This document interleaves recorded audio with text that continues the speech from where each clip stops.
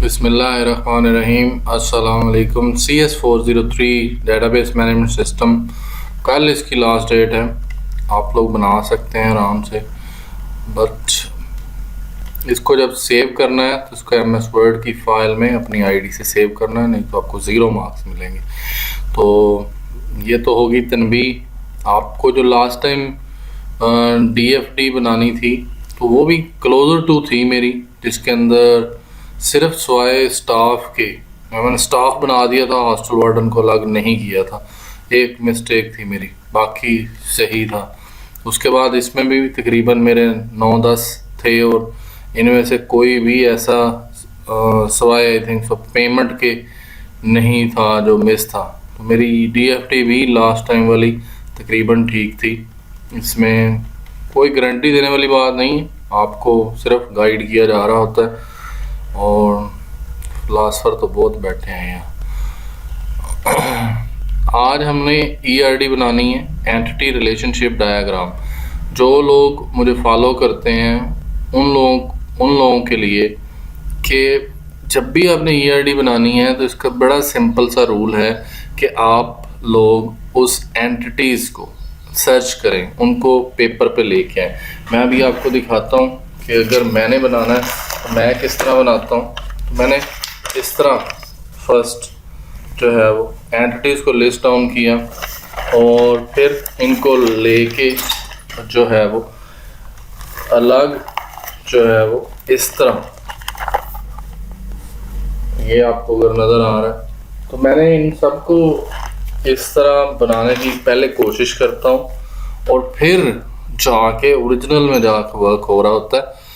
और it need time, not कि जी copy करनी है किसी की स्क्रीनशॉट लेके तो उसको शुरू हो जाना, तो वर्क करना पड़ता है।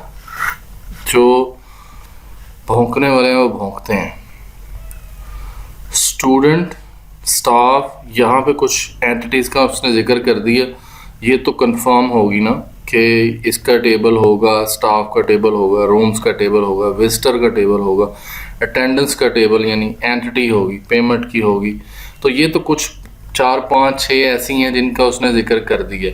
बाकी आपको बीच में से ढूंढनी भी पड़ सकती हैं। जैसे फैसिलिटीज़ हैं, फैसिलिटी की है, कंप्लेन की है, कंप्लेन करेगा तो कंप्लेन भी तो स्टोर होनी है।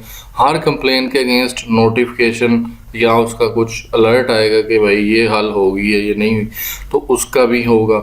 उसके बाद जो है वो बीच में कुछ और इसी तरह की चीज़ें हैं जिनको हम ओरिजिनल में जाके डिस्कस करते हैं। फॉर एग्जांपल एडमिन है जिसकी एंटिटी होगी, तो जो आपको फर्स्ट लोग चाहिए वो एंटिटीज़ चाहिए होती हैं, फिर उनका आपस में रिलेशनशिप देखा जाता है।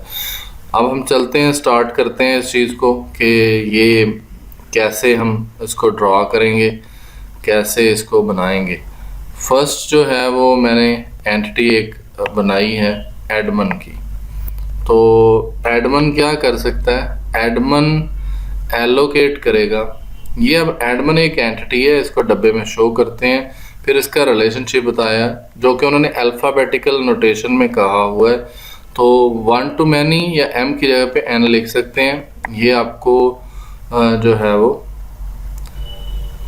यहाँ पे 3403 में पेज नंबर 94 के ऊपर उसने अल्फ़ाबेटिकल नोटेशन बताई हुई है। M to M होगी तो आपने इस तरह लिखना, M to M 1 होगी तो इस तरह लिखना। तो ERD आप खुद भी काफ़ी सारे सर्च करें। मैं भी इसको ऐसे ही नहीं बगैर किसी के जो शुरू हो गए और दावे करने शुरू हो गए, वो वाली चीज़ नहीं। तो ये अब आपके सामने एलोकेट क्या करेगा, वो एडमिन क्या कर सकता है, एलोकेट रूम्स। इसका मतलब रूम, कितने रूम वो कर सकता है एलोकेट, वो मैनी रूम कर सकता है क्योंकि 1 to M है। उसके बाद इसका जो नेक्स्ट था कि रूम किसको एलोकेट किए जाएंगे, रूम जो है वो एलोकेट किसको किए जाएंगे, स्टूडेंट को। और एक स्टूडेंट को एक रूम एलोकेट किया जाएगा, मैनी स्टूडेंट्स हो सकते हैं। तो 1 रूम जो है वो एलोकेट हो सकता है, गिवन अवे हो सकता है टू स्टूडेंट। या इसको इस तरह पढ़ लें, many students has 1 room. Many student has one room, या one room has many students. तो ये मैंने इस तरह इसको हल करने की कोशिश की है कि आप लोग इस चीज़ को वेरीफाई कर लें। ये देखें, अब मैंने इसका जूम कम करता जाऊंगा आहिस्ता आहिस्ता, फिर आपको पूरी एक तस्वीर नज़र आएगी। लेकिन क्योंकि थोड़ा फ़ॉन्ट कम होता है, एडमन, एलोकेट, रूम, और ये इस तरह ये दूसरा काम भी क्या कर सकता है, एडमन जो है वो रूम और मैस एलोकेट करता है स्टूडेंट्स को। तो one admin can allocate mess, and one mess, जो एक मैस है वो कितने स्टूडेंट को एलोकेट होता है, मैनी स्टूडेंट्स को। तो एक मैस एलोकेशन करके मैस कितने लोग कर रहे हैं, तो वो आपने इस चीज़ को देखना। जो लोग हॉस्टल में रहे हैं उनको थोड़ा आइडिया होगा इसका कि ये कैसे काम करेगा। नेक्स्ट मैं वो कह सकता हूँ विजिटर, विजिट स्टूडेंट। तो student is a central entity, so इसको मैंने सेंटर में रखा कि वो सारे रिलेशनशिप उसके साथ आके लगेंगे। तो many student visit, many visitor, एक विजिटर तो नहीं होगा, मतलब सिर्फ अब्बा जी मिलाने आएंगे, चाचा नहीं आ सकता। तो विजिटर क्या होंगे, many visitor visit one student. तो मे बी इसमें मैनी स्टूडेंट भी हो सकता है, अगर जो है वो एक विजिटर बहुत सारे स्टूडेंट का गार्डियन हो सकता है, मतलब कजन्स का, तो वो 2 को भी मिल सकता है, 3 को भी, तो आप उसको मैनी भी कर सकते हैं। लेकिन एक टाइम पे वो एक स्टूडेंट को मिलेगा, तो इसकी एंट्री होगी, फिर वो दूसरे के लिए अलग पास लेगा। और अब हम इसको थोड़ा सा जूम और कम कर देते हैं ताकि आप लोग थोड़ा और क्लोजली इसको रीड आउट कर सकें। ये देखें यहाँ पे रूम हैज़ फैसिलिटीज़। तो फैसिलिटीज़ मेरे ख्याल से एक एंटिटी है कि उसने लिखा हुआ है कि student can view the facility और यूटिलाइज द फैसिलिटीज़। तो फैसिलिटीज़ के अकॉर्डिंग उसको चार्जेस भी देने होंगे। तो facilities is a important thing. तो फैसिलिटीज़ जो होंगी उनका रिकॉर्ड मैनेज करना भी है। तो room has facilities like newspaper and breakfast and कुछ फैसिलिटीज़ थी कि लाइब्रेरी की फैसिलिटी है या नहीं है, तो फैसिलिटीज़ के लिहाज से तो इधर हम एक एंटिटी और भी बना सकते हैं, hostel has facilities and student utilize one और मैनी फैसिलिटीज़। तो एक एरो यहाँ से निकाल के हम फैसिलिटीज़ के साथ और भी लगा सकते हैं, एक और एंटिटी हॉस्टल की भी बना सकते हैं। लेकिन मुझे अब उसके आइडिया नहीं कि उसने हॉस्टल का जिक्र फैसिलिटीज़ के लिए किया या नहीं, हॉस्टल को एंटिटी करना चाहिए कि नहीं। Hostel is manage by Edmund, तो एक एंटिटी, फिर वो एक पूरे का पूरा रिलेशनशिप अलग बनना शुरू होगा। उसके अलावा आइडिया दे दिया, सो जो लोग सुन रहे हैं वो फिर आगे चले जाएं। One room has many students, one student पे फ़ी, वन स्टूडेंट पे वन फ़ी। तो एक स्टूडेंट एक फ़ी पे करेगा या एक महीने की 2-2 दफ़ा 3-3 दफ़ा फ़ी पे कर देगा। एक दफ़ा जब वो फ़ी पे करेगा तो वो कितनी फ़ी पे करेगा, आई थिंक सो 1 फ़ी। तो एक स्टूडेंट की एक मंथ की एक फ़ी होगी। उसके बाद जब स्टूडेंट अटेंडेंस मार्क करेगा, one student mark one attendance, वो कितनी अटेंडेंस उसकी लगती हैं एक दिन की, तो एक। तो ये मेरे ख्याल से ये मार्क वाला होगा, ये एक मार्क द अटेंडेंस। उसके बाद स्टूडेंट जो है वो post, student post one student, ये वन लिखा हुआ है, one student post many complaints and complain has one alert.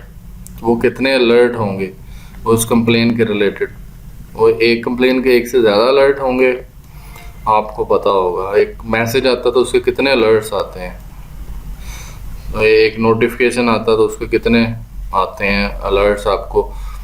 तो उसके बाद ये जो है वार्डन जो है वो क्या कर सकता है, warden generate many alerts. Warden ने तो बहुत सारी कंप्लेन हल होने पे हर दफ़ा जनरेट करना, तो one warden can generate many alerts. यहाँ पर अगर एक ही अलर्ट एक के लिए होना तो one warden generate one alert, नहीं ऐसा तो नहीं है। वार्डन तो मैनी अलर्ट्स जनरेट कर सकता है अगेंस्ट डिफरेंट कंप्लेंट्स। तो मेरे ख्याल से वार्डन या इधर हॉस्टल वार्डन होगा, hostel warden generate many alerts. So I think so this one is right way. यहाँ पे वो वार्डन जो है वो अपनी अटेंडेंस मार्क कर सकता है। ये स्टाफ अटेंडेंस का मैंने अलग एंटिटी बनाई है, क्योंकि स्टूडेंट अटेंडेंस में तो नहीं सबकी अटेंडेंस एक ही जगह पे मार्क होगी। मेरे ख्याल से जो स्टाफ है उसके अटेंडेंस का टेबल अलग होना चाहिए, ना कि स्टूडेंट जो है उनके अंदर ही उनके भी, क्योंकि दोनों के एट्रीब्यूट्स डिफरेंट होंगे। तो मेरे ख्याल से स्टाफ अटेंडेंस का एंटिटी अलग होगी। Hostel staff mark attendance and जो वार्डन है वो मार्क अटेंडेंस, क्योंकि उनको दोनों को अलग उसने एंटिटी को बनाया हुआ है। इसी तरह ही हॉस्टल स्टाफ टेक पेमेंट, या वो सैलरी लेते हैं, one hostel staff take one payment, या many hostel staff take one payment. तो जिस तरह आपको सही लगे, कि बहुत सारे एक ही लेते हैं पेमेंट, नहीं, हर बंदे की अपनी अपनी सैलरी है। तो इसको थोड़ा सा बस वन टू मैनी कार्डिनलिटीज़ को देख लेना आपने। Warden one warden take one payment, या फिर सैलरी, जो भी इसके अंदर आपने जिक्र करना है। और पेमेंट को किसी और तरीके से भी मैनेज किया जा सकता है। तो मेरे ख्याल से तो ये इसका व्यू बनता है। इसको थोड़ा और काम कर दें तो फिर आपको नज़र नहीं आएगा, इसलिए मैंने इसको क्लोज़र व्यू में आपको दिखाया कि ऐसे देख लें कि ये किस तरह बनाया हुआ है। एडमन और room, one Edmund allocate many rooms तो कर सकता है, और एक रूम के अंदर ज़्यादा स्टूडेंट रह सकते हैं। इसी तरह ही ये सेम मैथ्स के रिलेटेड है। और फिर जब वो कंप्लेन करेगा तो one student post many complaints and the complain has, हर कंप्लेन हैज़ अलर्ट्स। तो you can take some serious notes के ऊपर इसको आप देख सकते हैं कि ये किस तरह बनाया है। तो आप इसको मॉडिफाई कर सकते हैं। इसको बनाने के लिए जो लोग सुन रहे हैं, मैंने तो विजियो में एक चिन्ह ईआर को यूज़ किया है। इसके थ्रू अगर आपने इसके लिए draw.io वेबसाइट के ऊपर जाना है तो वहाँ पे भी जाके आप बना सकते हैं draw.io। इसके अंदर फिर आप ERD आप बना लेंगे, वहाँ से आप उसका स्क्रीनशॉट लगा दें या जो भी आपने लगाना, क्रिएट न्यू, एंड यहाँ से आपको इसके जो ब्लैंक डायग्राम एंड ये एंटिटी रिलेशनशिप डायग्राम है ERD, तो इस पे क्लिक कर देंगे, आपको शेप्स इसकी मिल जाएंगी। नेट कनेक्ट होना ज़रूरी है। तो ये मैं एक दफ़ा आपको करके दिखा दूँ, क्योंकि मैंने तो नहीं इसको यूज़ करना। ये आ गया जी। तो इसमें लेकिन आपने ये वाले नहीं लेने, इसको तो आप फ़ौरन से पहले लेकिन इसके अंदर नोटिव जो लगाने भी है वो भी फिर आपने वो वाले जो मैंने लगाए हैं वो लगाने। तो ये रेक्टेंगल आप यूज़ करेंगे इस तरह। ये बहुत आसान है, ये कोई मुश्किल नहीं है। इसके अंदर बस आपने वो जो एरो की लाइन लगानी है ना, उसके ऊपर आपने बस सिर्फ उसको देख लेना कि हम, हाँ जी, हमने कौन सा लगाना है, वो वन या मैनी। यहाँ से आपको डायमंड साइन लेना है, एक जो रिलेशनशिप का सिंबल होता है, और फिर उसको लगा के ये इसकी प्रैक्टिस कम से कम आपकी होनी चाहिए।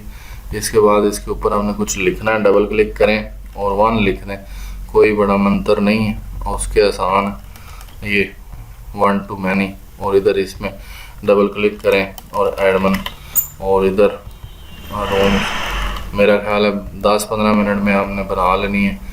तो ये अगर आप इस वेबसाइट पे आ जाएं तो आपको 10-15 मिनट लगेंगे, कोई मसला ही नहीं होना। आई होप सो मैंने अपना जो वादा था, वो हक था, वो अदा कर दिया। आप इससे आगे इसको देख लीजिएगा। Thank you, thanks for watching.